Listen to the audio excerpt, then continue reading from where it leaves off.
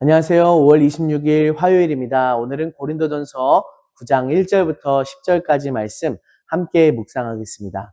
오늘 말씀은 사도 바울이 자신의 사도됨에 대해서 변호하는 그런 내용입니다. 왜냐하면 고린도 교회가 사도 바울의 사도됨을 의심하고 공격하였기 때문인데요. 왜 사도 바울은 이 사도의 됨에 대해서 의심을 받았던 것일까요? 그 이유는 이 사도 바울이 예수님을 직접적으로 따라다녔던 12제자가 아니기 때문이라는 이유도 있지만 오늘 본문으로부터 우리가 알게 되는 것은 보다 다른 더 중요한 이유가 있었다는 것을 알게 됩니다.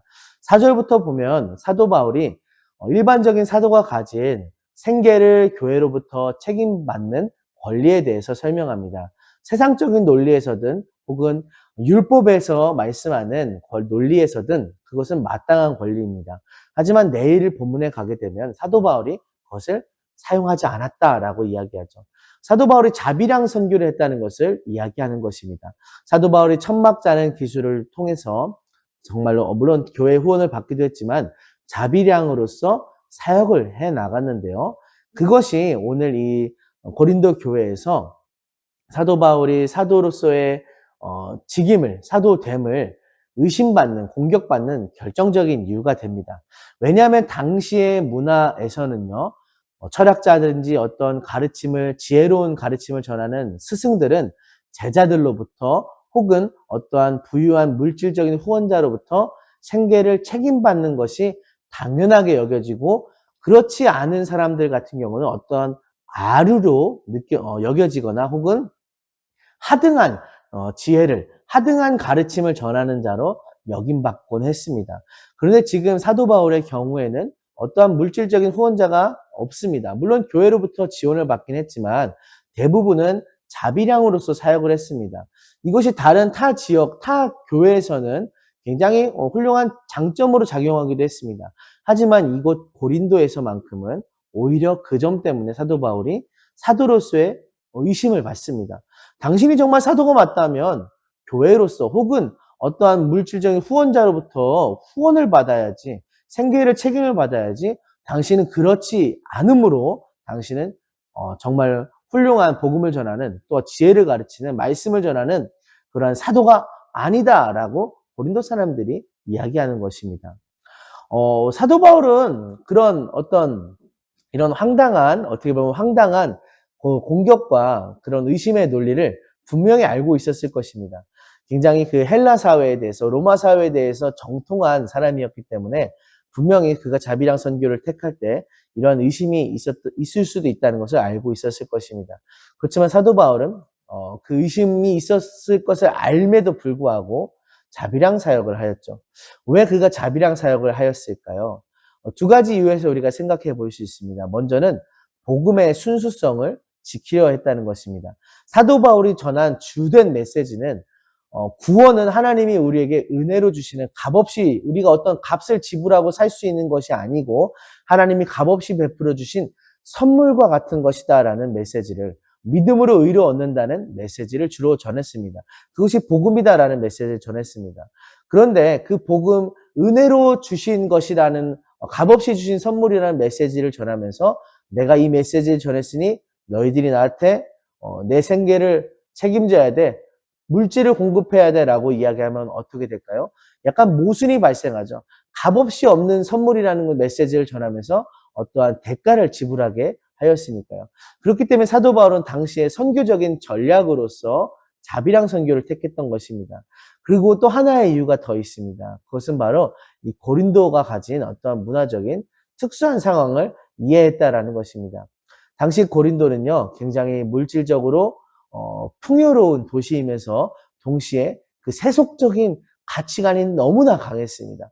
그래서 물질을 통해서 서로 간에, 또 우리가 6장에서 보았던 것처럼 교회 안에서도 또 고발하는 그런 사건이 나오기도 하고요. 또 앞서 살펴보았던 것은 무엇입니까? 고린도 교회 안에 서로 분열하고 파당을 지는 그런 모습이 있었죠.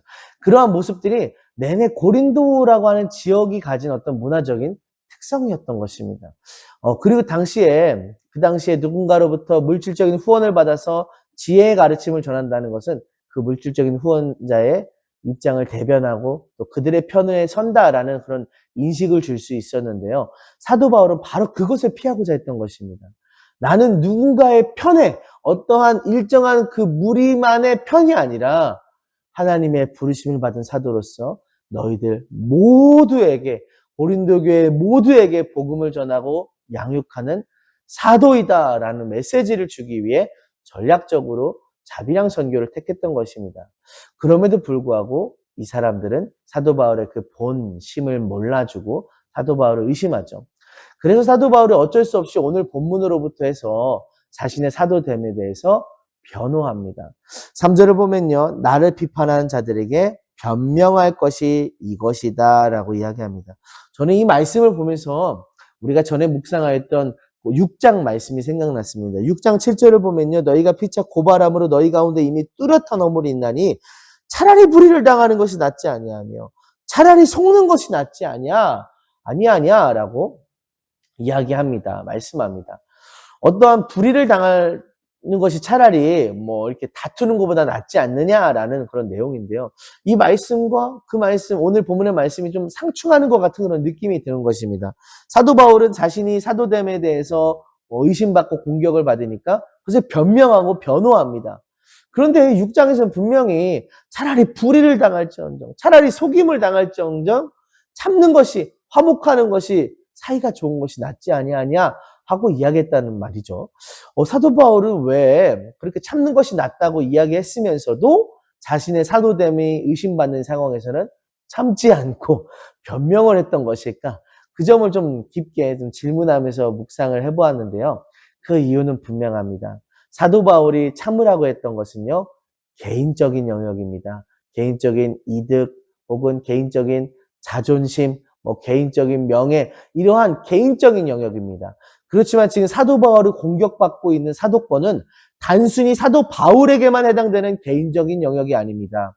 그것은 하나님을 향해서, 또한 하나님의 교회를 향해서, 또한 사도 바울이 전한 그 복음의 메시지를 향해서 주는 공적인 의심과 공적인 공격이었습니다.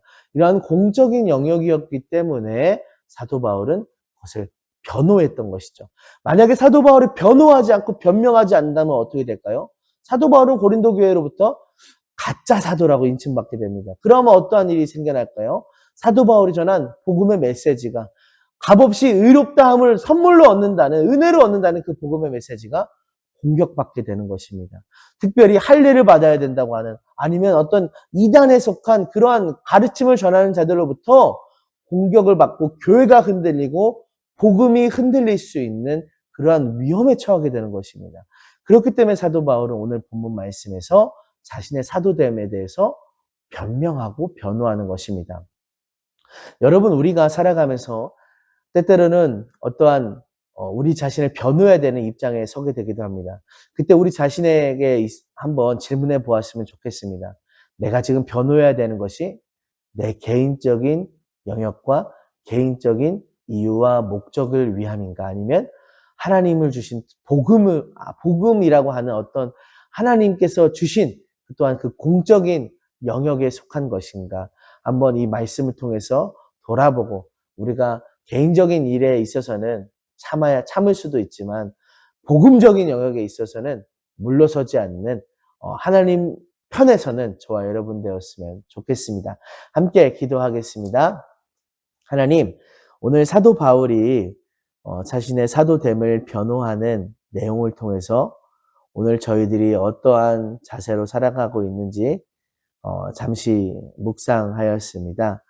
사도 바울이 사도됨을 변호함으로 말미암아 하나님의 가르침과 하나님의 은혜와 교회와 또한 복음의 순수성을 지켰던 것처럼 저희들도 개인적인 영역에 있어서는 참고 인내하고 양보하는 삶을 살지라도 주의 진리에 있어서는, 복음에 있어서는 물러서지 않는, 타협하지 않는 강인한 믿음을 갖게 하여 주시옵소서.